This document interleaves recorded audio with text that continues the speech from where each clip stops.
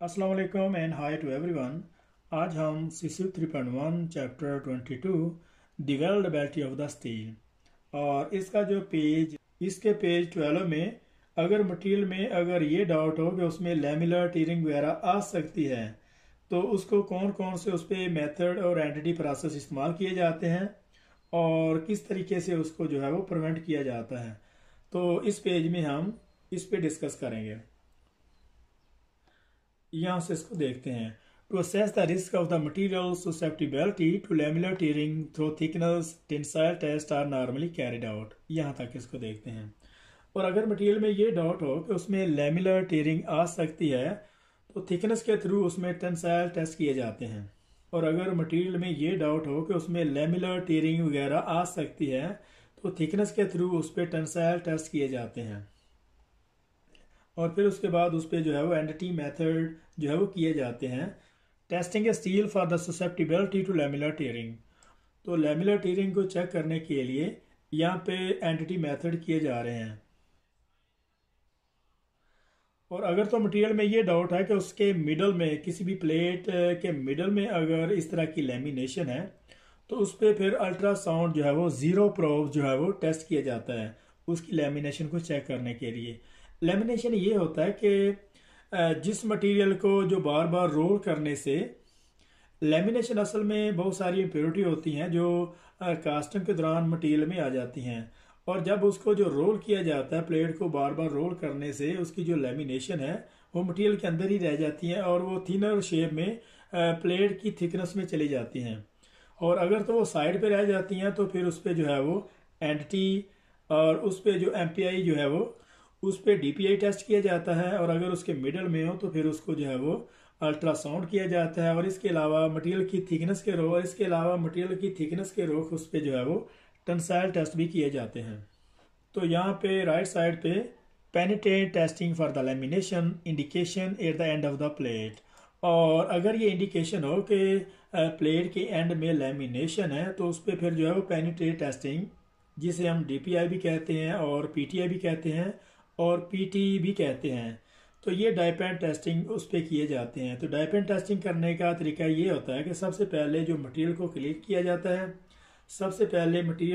किया जाता है और क्लीन करने के बाद उस पर जो है वो पेनिट्रेट टेस्टिंग उस पर अप्लाई किए जाते हैं।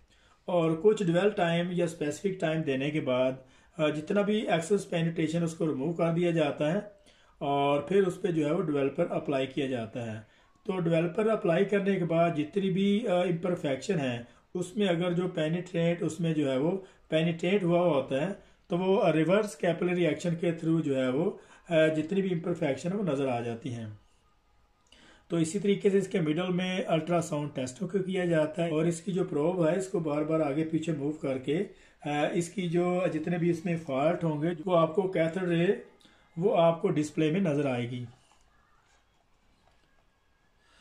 और इसके अलावा एंड पे यहाँ पे इसकी थिकनेस को चेक करने के लिए इसमें क्या करते हैं कि मैकेनाइज जो ट्रांसफर टेंसाइल टेस्ट है वो किया जाता है। ये मैकेनाइज होता है और इसके दोनों सिरे को थिकनेस को जो है वो दोनों तरफ से जैसे नट बोल्ट है उसको टाइट किया जाता है। इस तरीके से मेटल की थिकनेस को ये दबाता है और मेटल की थिकनेस कितनी वहाँ पे रिडक्शन होती है कितनी वो रिड्यूस होती है तो उसको जो है वो मिनिमम उसकी जो वैल्यू को परसेंटेज में कंसीडर किया जाता है।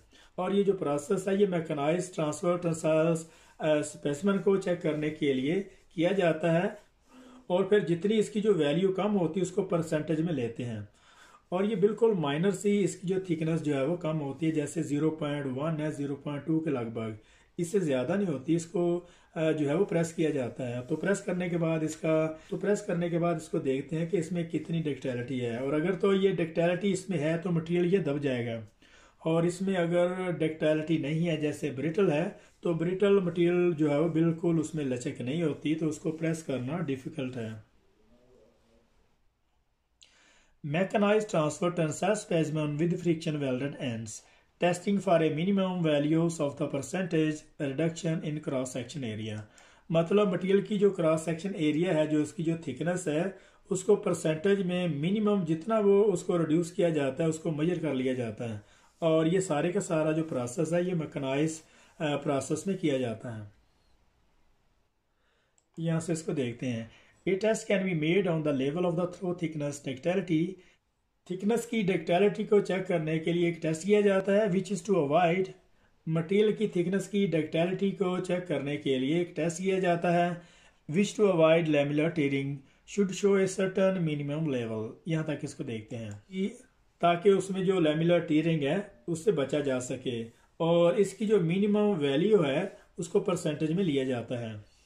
The result are normally given in percentage reduction in cross section area. यहाँ तक इसको देखते हैं, और इसका जो भी रिजल्ट निकलता है जितना वो प्रेस होता है उसको जो है वो परसेंटेज में लिया जाता है। जितनी उसकी जो क्रॉस सेक्शन एरिया जो कम हुआ है, जितना उसका क्रॉस सेक्शन एरिया कम हुआ है उसको परसेंटेज में लिया जाता है। The critical value is generally considered as a 20%। और इसका जो स्टैंडर्ड है, और इसकी जो क्रिटिकल वैल्यू है, इसका जो स्टैंडर्ड है उसको जो 20% में रखा हुआ है। मतलब ये 20% वैल्यू अगर ये मिनिमम जो है वो 0.2% आता है, और 0.2 को अगर 100 के साथ इसको जो अगर मल्टीप्लाई करते हैं जो 20% आता है। The lower the value below the thresholds, then the higher is the considered the risk of lamellar tearing occurring in joint with high through thickness contractional stresses. Then the higher is the considered the risk of the lamellar tearing occurring in the joint with high through thickness contractional stresses। यहाँ तक इसको देखते हैं। और अगर इसकी जो value है अगर इस लेवल से कम अगर होगी तो फिर ये कंसीडर किया जाता है कि मटेरियल में थ्रो थिकनेस कॉन्ट्रैक्शनल स्ट्रेसेस फोर्सेस के थ्रू उसमें जो है वो लेमिलर टीयरिंग आने के चांसेस बहुत ज़्यादा होते हैं। तो ओवरऑल इसका जो पैराग्राफ है वो ये कह रहा है कि अगर किसी मटेरियल में ये डाउट हो कि उसमें लेमिलर टीयरिंग हो सकती है तो उसको टेस्ट किया जाता है। थिकनेस के थ्रू उसकी जो डक्टिलिटी को चेक किया जाता है। अगर तो प्लेट के एज में है तो उसमें डीपीए टेस्ट किया जाता है, अगर मिडल में है तो फिर उसको जो है वो यूटी किया जाता है, और अगर थ्रो थिकनेस को चेक करना है तो उस पर टेंसाइल टेस्ट किए जाते हैं। तो इससे पता चलता है कि इस मटेरियल में कितनी डक्टिलिटी है और किस तरीके से इस मटेरियल को लेमिलर टीयरिंग से बचाया जा सकता है। और इसकी जो दबने की जो परसेंटेज की जो वैल्यू जो स्टैंडर्ड है उसको सबसे पहले तो परसेंटेज में लेते हैं, और उसका जो स्टैंडर्ड है वो 20% होता है। मतलब अगर 20% से ज़्यादा अगर इसकी वैल्यू है तो फिर ये कंसीडर किया जाता है कि मटेरियल की जो डक्टिलिटी है वो अच्छी है। अगर कम है तो फिर डेफिनेटली हार्ड मेटल होगा और उसमें जो क्रैकिंग आने के चांसेस होंगे। Prevention of the lamellar tearing. तो लेमिलर टीयरिंग को किस तरीके से बचाया जा सकता है? To reduce the risk of the lamellar tearing the following step may be taken. तो लेमिलर टीयरिंग से बचाने के लिए मटेरियल को लेमिलर टीयरिंग से बचाने के लिए कुछ स्टेप हैं जिनको फॉलो करना है। जैसे नंबर 1 में ए में check the chemical analysis below 0.05% sulphur and phosphorus. और इससे पहले कि जो मटेरियल की शीट है उस पर चेक किया जाएगा कि जो मटेरियल में जो केमिकल हैं वो किस परसेंटेज हैं, जैसे कि सल्फर फास्फोरस वगैरह, उसकी परसेंटेज को देखा जाएगा तो वो 0.05% से कम होने चाहिए। तो बी में check lamination with UT PT on the plate as.